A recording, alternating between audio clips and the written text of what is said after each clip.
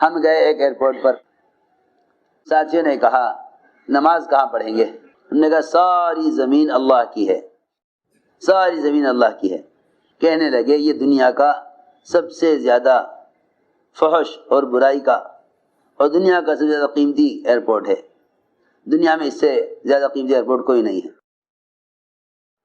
یہاں ہر طرف فحش اور عریانیت ہے، یہاں نماز پڑھنا مناسب نہیں ہے۔ میں نے کہا بھائی یہ بات تو سمجھ میں نہ آئی، یہ بات تو سمجھ میں نہیں آئی۔ کہا کہ دیکھو یہاں سے چلو ایئرپورٹ سے اور کسی ایسی جگہ جا کے نماز پڑھیں گے جہاں اچھا ماحول ہو۔ لیکن اس کا مطلب یہ ہے کہ پھر تو ہم عابد ہوئے، داعی تو نہ ہوئے، پھر تو ہم عابد ہوئے، داعی تو نہ ہوئے، کیا ہوئے؟ عابد ہوئے کہ کوئی کونا تلاش کر لیں کہیں وہاں نماز پڑھ لیں، داعی تو نہ ہوئے۔ داعی تو وہ ہوتا ہے جو ہر ماحول میں اپنے عمل سے دعوت پیش کرتا ہے، داعی تو ہوتا ہے جو اپنے عمل سے دعوت پیش کرتا ہے، اس کو داعی کہتے ہیں۔ یہ نہیں بیان وقت بیان کر لیا، کہیں چھپ کر عمل کر لیا، یہ کیا دعوت ہوئی؟ یہ کیا دعوت ہوئی؟ کہیں بیان کر لیا، کہیں چھپ کر عمل کر لیا۔ کہنے کہ یہاں تو ہوٹل ہیں اور غلط قسم کی چیزیں یہاں پی جا رہی ہیں۔ میں نے کہا تو جلدی سے اذان کے، یہ جگہ تو اقامت کے، نماز پڑھیں گے۔ ساتھ ہی ساتھ تھے، نماز ہوئی، ساری چاروں طرف مرد عورتیں سب جمع ہو گئے تماشا دیکھنے کو۔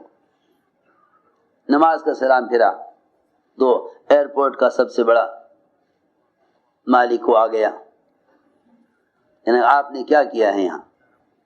کہ بھئی یہاں لوگ ناشتے کر رہے ہیں، کھانے کھا رہے ہیں، شرابیں پی رہے ہیں اور طرح طرح کے کام کر رہے ہیں۔ جب یہ ایئرپورٹ ہے سب اپنا اپنا کام کر رہے ہیں، ہم نے اپنا کام کر لیا۔ ہر ایک کی اپنی اپنی چاہت کی چیزیں یہاں ہیں، ہر ایک کی اپنی چاہت کی چیزیں یہاں ہیں۔ کہنے کہ یہ آپ کام کہیں اور کر لیتے، تو میں نے کہا یہ جتنے سب بیٹھے ہیں ان سب سے پوچھو کہ تم شراب کہیں اور پی لیتے، ناشتہ کہیں اور کر لیتے، یہاں کیوں کر رہے؟ ساتھی ہمارے کہنے لگے کہ یہاں نماز پڑھنے میں نماز کا دھیان نہیں رہا۔ ہم نے عرض کیا کہ تم اللہ کے دھیان سے انفرادی نماز پڑھ لو، یہ اس سے امت اسلام کی طرف نہ آئے گی، بلکہ تم اجتماعی طور پر اجتماعی ماحول میں اپنے عمل سے دعوت پیش کرو، اس سے امت اسلام کی طرف آئے گی۔ کہنے لگے کہ اگر نماز کہیں اور پڑھ لیتے مسجد میں جا کر، بھئی ایئرپورٹ سے تو باہر نکل نہیں سکتے، مسجد یہاں کوئی ہے نہیں۔ یہ بات ہوتے ہوتے میں نے عرض کیا کہ دیکھو حضرت فرماتے تھے جہاں تم نماز پڑھو گے اللہ تعالیٰ وہاں مسجد قائم کر دیں گے، اللہ وہاں مسجد قائم کر دیں گے۔ ہم اسے ایئرپورٹ سے گزر کر ایک ملک میں گئے، کینیڈا، 1 مہینے رہے۔ 1 مہینے کے بعد جب اسی ایئرپورٹ پر واپس آئے تو جہاں نماز پڑھی تھی ساتھیوں نے بتایا کہ آپ کے جانے کے بعد ایئرپورٹ کا عملہ بیٹھا ہمیں لے کر اور کہنے لگا کہ جگہ بے جگہ لوگ آ کے نماز پڑھتے ہیں، یہاں ایک مسجد بنا دی جائے، ایک مسجد بنا دی جائے۔ 1 مہینے کے بعد ہماری واپسی ہوئی، اسی ایئرپورٹ پر اترے۔ ساتھیوں کا نماز سے کیا ہوگا؟ میں نے کہا دیکھو جہاں موقع ہوگا پڑھیں گے، اسی جگہ جہاں جاتے ہوئے نماز پڑھی تھی۔ اللہ کی شان، وہ ایئرپورٹ کے ملازمین نے کہا کہ یہ جماعت کے آدمی ادھر ادھر نمازیں پڑھتے ہیں ایئرپورٹ پر، ایک جگہ بنا دینی چاہیے جہاں نماز ہوا کرے۔ میں تو عرض کر رہا تھا کہ ہم سوچتے ہیں یہاں ماحول نہیں ہے نماز کا، ارے جہاں نماز کا ماحول نہیں وہیں تو نماز پڑھنی چاہیے، جہاں نماز کا ماحول نہیں وہیں تو نماز پڑھنی چاہیے۔ ساری دنیا کے اہل باطل وہاں گناہوں کا ماحول قائم کرتے ہیں جہاں گناہوں کا ماحول نہیں، اور ساری دنیا کے مسلمان وہاں عبادت کرتے ہیں جہاں عبادت کا ماحول ہو۔ کتنا فرق ہے دونوں کی سوچ میں۔ ساری دنیا کے اہل باطل وہاں گناہوں کا ماحول قائم کرتے ہیں جہاں گناہوں کا ماحول نہ ہو، اور مسلمان سوچتا ہے نماز وہاں پڑھوں گا جہاں نماز کا ماحول ہو۔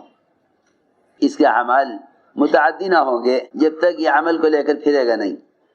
اس کے اعمال متعدی نہ ہوں گے۔ میں تو صاف کہتا ہوں کہ کونے سنبھال کر بیٹھنے سے اسلام نہیں پھیلا،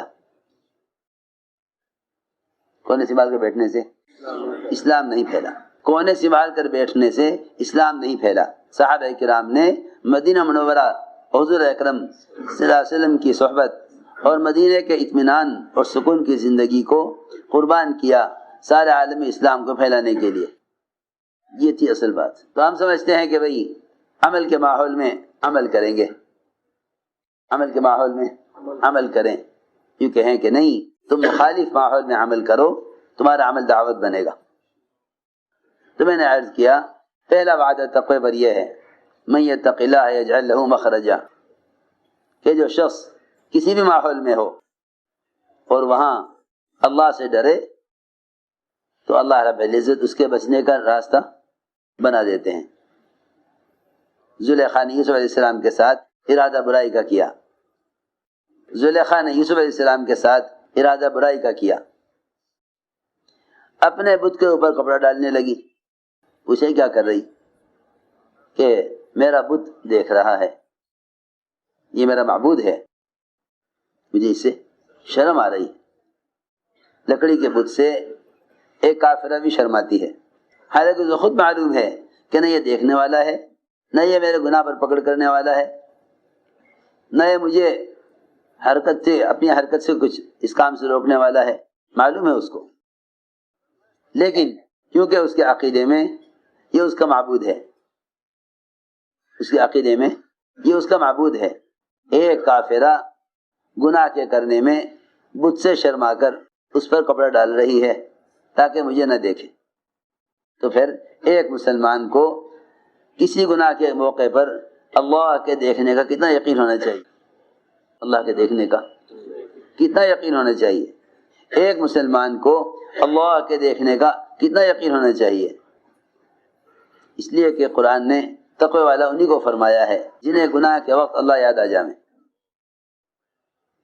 جنہیں گناہ کے وقت اللہ یاد آ جائے۔ میں کیا عرض کروں، لوگ اللہ کو یاد کرتے ہیں عبادات میں، حالانکہ عبادات تو اللہ کی یاد کا مظہر ہیں۔ اگر گناہوں کے وقت اللہ کو یاد نہ کرو گے، اگر گناہوں کے وقت اللہ کو یاد نہ کرو گے تو گناہ اور اعمال دونوں معمول بن جائیں گے، دونوں معمول بن جائیں گے۔